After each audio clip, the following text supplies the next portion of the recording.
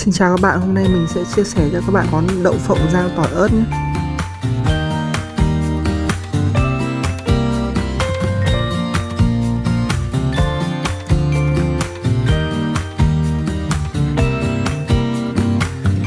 Bây giờ mình cho 20g dầu ăn vào chảo nhé.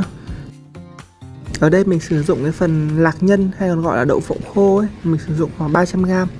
Các bạn đừng đổ mà khi mà dầu đã nóng, đổ luôn khi dầu còn nguội ấy. Xong các bạn bật bếp lên để cho cái dầu nó nóng từ từ lại. Mình chú ý mình đảo thật đều cái phần lạc ấy để cho nó chín đều nhé.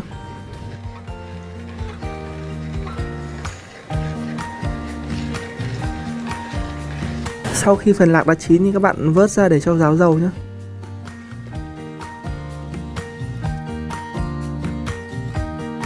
Bây giờ mình sẽ tiến hành làm cái phần sốt tỏi ớt cho phần lạc này nhé. Ở đây là mình sử dụng phần tỏi ớt băm này. Các bạn băm nhỏ phần tỏi và ớt này ra nhé.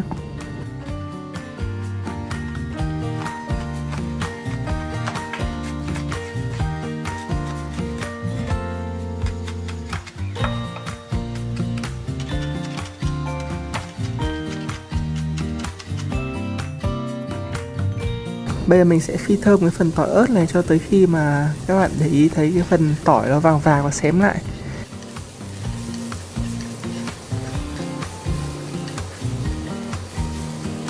Thì bắt đầu mình cho 20g đường và một chút ớt bột. Cho 20ml nước mắm vào nhé. Mình đảo đều lên để cho cái hỗn hợp nó hòa quyện lại với nhau ấy. Khi mà nó sôi lăn tăn thì bắt đầu mình đổ cái phần lạc đã chiên vào.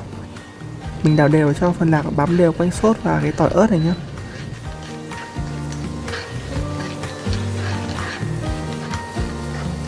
Sau khi lạc đã ngấm gia vị thì bắt đầu mình vớt ra để phần lạc nó không bị dính vào nhau, nó tơi hơn ấy, và giòn hơn.